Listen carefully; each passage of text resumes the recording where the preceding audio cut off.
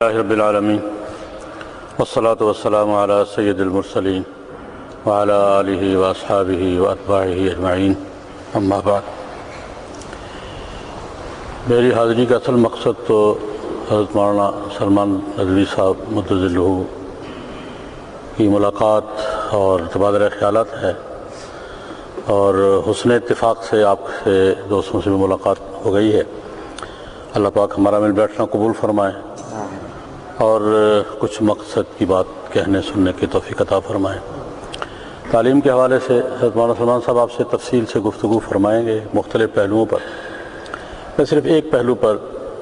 چند منٹ میں ایک بات عرض کرنا چاہوں گا۔ اس وقت ہمیں اپنے تعلیمی نظام میں، سسٹم میں جو خلا محسوس ہو رہا ہے اور جس کا احساس دن بدن بڑھتا جا رہا ہے، اس کی اصل وجہ کیا ہے؟ یہ تو امر واقع ہے کہ ہم خلا محسوس کر رہے ہیں۔ ہمارا جو تعلیمی نظام ہے، بالخصوص سے دینی تعلیمی نظام، جو مدارس میں اور مدارس سے متعلقہ مدارس میں تعلیمی اداروں میں گزشتہ 150 سال سے 1857 کے بعد سے جو ہم نے مختلف ادارے قائم ہوئے اور ان کے ساتھ ہزاروں اداروں نے اپنا کام سر انجام دیا، اس وقت جو ہمارے اہداف تھے، ان اہداف کے حوالے سے تو یہ ادارے صحیح کام کر رہے ہیں۔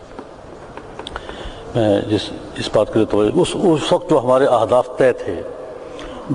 جس ہدف کے لیے ہم نے یہ ادارے بنائے تھے ہمارے بزرگوں نے، وہ تھا تحفظات کا دور، کہ ہم یلغار سے جو کچھ بچا سکتے ہیں بچا لیں۔ کم از کم دینی تعلیم کو، عام آدمی کا قرآن پاک کے ساتھ، سنت کے ساتھ رشتہ قائم رہے، ہماری پرانی وضاقتہ، تہذیب، معاشرت یہ باقی رہے، اس کا نمونہ باقی رہے، اور دین کے ساتھ رشتہ قائم رہے، اور دین کی روایات، اقدار، تعلیم، علوم کے خلاف جو یلغار ہے، اس سے ہم دین کا جتنا حصہ بچا سکتے ہیں بچا لیں۔ اس حوالے سے تو اب تک صحیح کام ہو رہا ہے، اور اس میں ہمیں کوئی کسی کمی کا احساس نہیں ہے، اور بلکہ میں تو لطیفے کے طور پہ کہا کرتا ہوں، ہمارے ہاں پاکستان میں یہ بات چلتی ہے، ہمارے بہت سے حضرات یہ بات کہتے ہیں کہ جی یہ فلاں چیز کیوں نہیں کر رہے، فلاں چیز کیوں نہیں کر رہے، فلاں چیز کیوں نہیں کر رہے، ڈاکٹر کیوں نہیں بنا رہے، انجینئر کیوں نہیں بنا رہے، اور سائنسدان کیوں نہیں پیدا کر رہے۔ اور لطیفے کی بات یہ کہ لاہور جامعہ اشرفیہ میں ہمارے ایک بہت بڑی مقتدر شخصیت پاکستان کے، انہوں نے کھڑے ہو کر بڑا جھاڑا علماء اکرام کو کہ آپ ڈاکٹر کیوں نہیں بنا رہے، سائنسدان کیوں نہیں بنا رہے، آپ فلاں کیوں نہیں کر رہے، فلاں کیوں نہیں کر رہے۔ تو اخبارات میں چھپی، میں نے بھی اس پہ لکھا بھی، اور ایک دو جلسوں میں نے لاہور میں نے کہا یار بات یہ ہے کہ یہ بات آپ کو نہر سے اس پار کہنے کی نہیں، نہر سے اس پار کہنے کی تھی۔ نہر سے اس پار جامعہ اشرفیہ ہے، اس پار پنجاب یونیورسٹی ہے۔ ان کو یہ ڈیوٹی انہوں نے اپنے ذمہ لی تھی، فنڈ بھی انہوں نے لیے تھے، ڈیوٹی بھی انہوں نے لی تھی۔ ہم نے تو یہ کہا تھا کہ مسجد کو امام دیں گے، مدرس دیں گے، حافظ دیں گے، قاری دیں گے، مفتی دیں گے، خطیب دیں گے۔ ہم نے یہ ڈیوٹی اپنے ذمہ لی تھی کہ مسجد کا ادارہ آباد رہے گا، مکتب کا ادارہ آباد رہے گا، اس کے لیے رجال کار فراہم کریں گے۔ یہ ہماری ڈیوٹی تھی، ہم نے اپنے ذمہ لیا تھا۔ ہم نے دوسرے کام کی نفی نہیں کی، لیکن ذمہ داری نہیں لی۔ یہ ذمہ داری جنہوں نے لی تھی ان سے جا کے پوچھیں، ہم سے تو یہ پوچھیں، میں نے کہا ہم سے تو یہ پوچھیں کہ پاکستان کے کسی حصے میں مسجد بنی ہے اور امام نہیں مل رہا تو ہم مجرم ہیں، کہیں مدرسہ بنا ہے اور قاری نہیں مل رہا تو ہم مجرم ہیں، کہیں مفتی کی ضرورت ہے اور مہیا نہیں ہو رہا تو ہم مجرم ہیں، کہیں خطیب کی ضرورت ہے، کوئی مسئلہ ایسا پیدا ہو گیا کہ مسجد ہے خطیب نہیں ہے، امام نہیں ہے، مدرسہ ہے مدرس نہیں ہے، ہم سے پوچھو بھائی۔ میں نے کہا اس میں تو الحمدللہ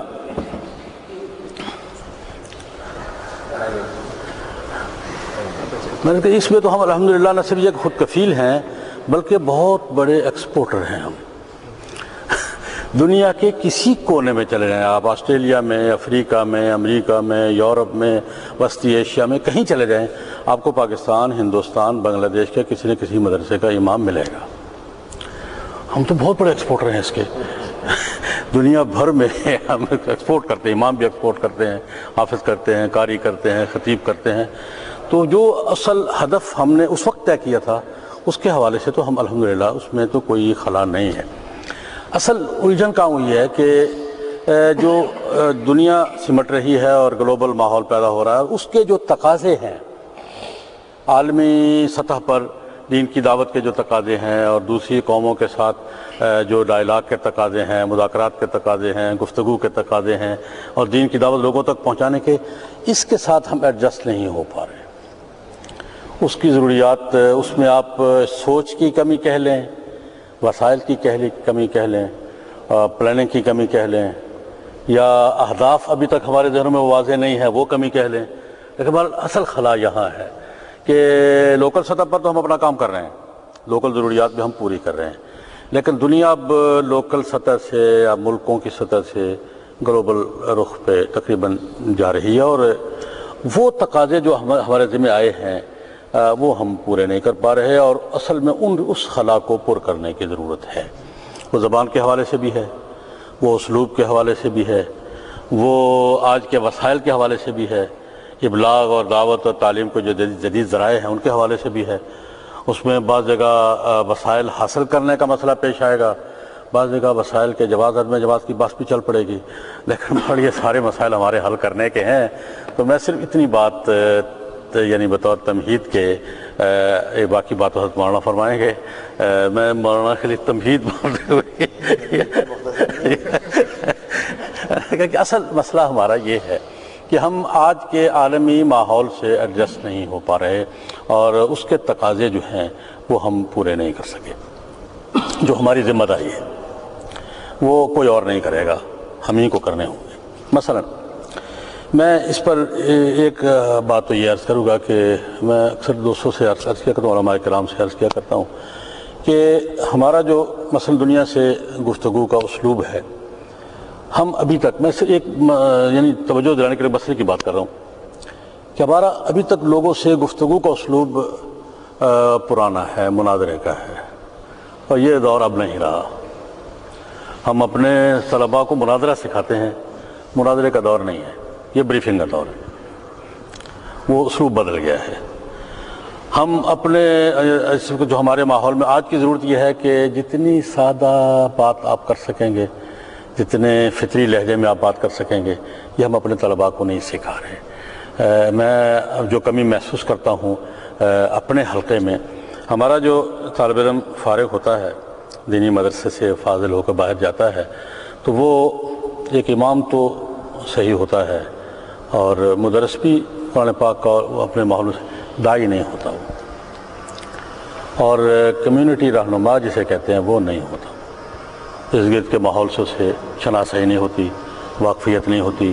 اور ہم سکھاتے بھی نہیں ہیں اور ذوق بھی پیدا نہیں کرتے۔ تو بہرحال میں یہی بات عرض کرنا چاہوں گا کہ جو میرے نزدیک ایک طالب علم کے طور پر جو اصل خلا ہے وہ یہ ہے کہ آج کے تقاضوں سے ہم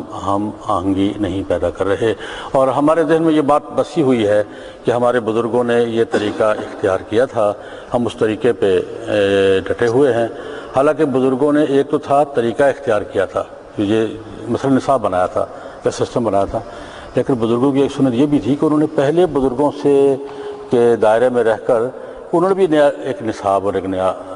میں دوستوں سے کہ شاہ ولی اللہ رحمۃ اللہ علیہ کی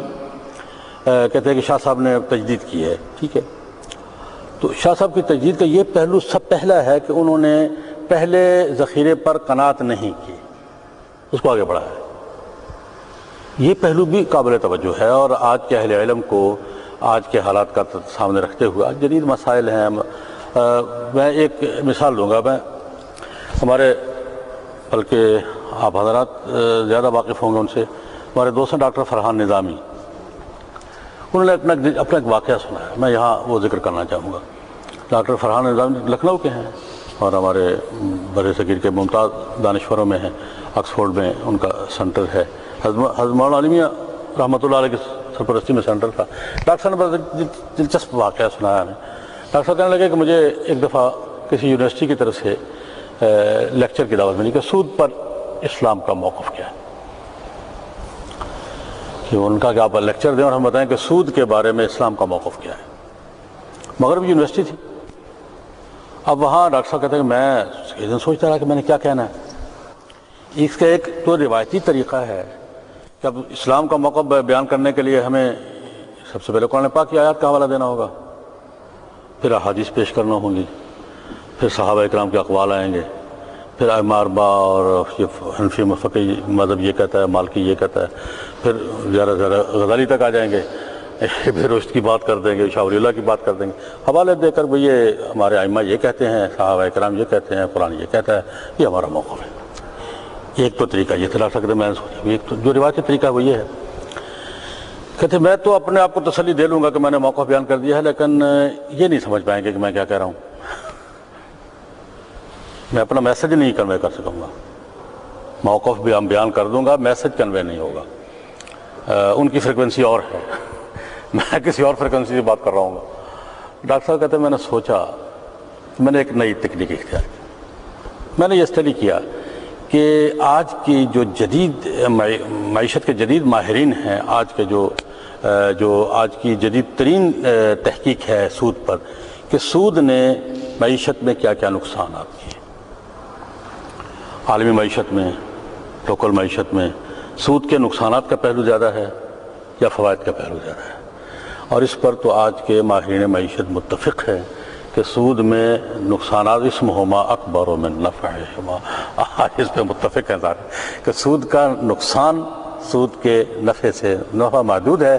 نقصان اس کا پورے عالم میں ہے۔ تو وہ کہتے میں نے اس کو اسٹڈی کیا، تو آج کے ماہرین نے سود پہ بات کی اور اس کی نقصانات بنوائے کہ یہ نقصان ہے، یہ نقصان ہے، وہ سارا اسٹڈی کر کے میں نے ایک پیپر تیار کیا، اور ساری بحث کر کے کہ آج سود کے بارے میں آج کی جدید ترین تحقیق اور ریسرچ یہ کہتی ہے کہ اس کا انسانی سوسائٹی کو فائدہ نہیں ہے، نقصان ہے، اور یہ نقصانات ہیں، اور اب وہ واپسی کی بات سوچ رہے ہیں کہ کس طریقے سے۔ ایک تعمیر حیات میں نے ایک دفعہ پڑھا تھا، ورلڈ بینک کے کسی سابق چیئرمین کا ایک انٹرویو چھپا تھا، تو اس سے پوچھا گیا کہ اس نے کہا کہ سود کے مسئلے کا اصل حل یہ ہے کہ شرح سود کم سے کم کی جائے۔ تو سوال کرنے والے نے سوال کیا کہ جناب کم سے کم کی حد کیا ہے؟ اس نے کہا 0۔ یہ میں نے تعمیر حیات پہ پڑھا، میں نے اس کو نقل بھی کیا کہ ایک ورلڈ بینک کا سابق صدر تھا، اس سے انٹرویو کیا کہ سود کے مسئلے کا حل کرنے کا شرح سود کم سے کم کی جائے، ان کا آخری حد ان کا 0۔ تو یہ ڈاکٹر صاحب کہتے ہیں کہ میں نے یہ ساری اسٹڈی کر کے ساری جدید ریسرچ کو اس کو ایک پیپر پہ لایا، اور میں نے آخر میں قرآن پاک کی 2 آیات کا حوالہ دیا کہ یہ یمحق اللہ الربا ویربی الصدقات، اور جناب نبی کریم کی ایک حدیث کوٹ کی، اور اس کا نتیجہ یہ ہوا کہ میں اپنا میسج کنوے کرنے میں کامیاب ہوا اور لوگ سمجھے کہ اسلام کا موقف کیا ہے۔ بس میرا عرض کرنے کا مقصد یہی ہے کہ آج کے جو تقاضے ہیں، آج کے جو جدید اسلوب ہے، آج کی جو تکنیک ہے، وسائل ذرائع کی بات بھی ہے، تو جب تک ہم یہ بطور داعی کے دنیا کو اسلام کا پیغام دینے کے لیے یہ ضروریات کا لحاظ نہیں کریں گے، شاید ہم اپنی بات پوری نہ کر سکیں، اور یہ ہماری مجھے جو محسوس ہوتا ہے سب سے بڑا خلا ہے جس کو ہم اپنے اداروں میں پورا کرنا چاہیے، اور اس کے لیے جو بھی ذرائع ممکن اختیار کرنے چاہیے۔ اسی پہ اکتفا کرتا ہوں، پھر کبھی موقع ملا تفصیل سے بات کروں گا، آج تو حضرت مولانا ہی بات کریں گے انشاءاللہ اپنے عزیز۔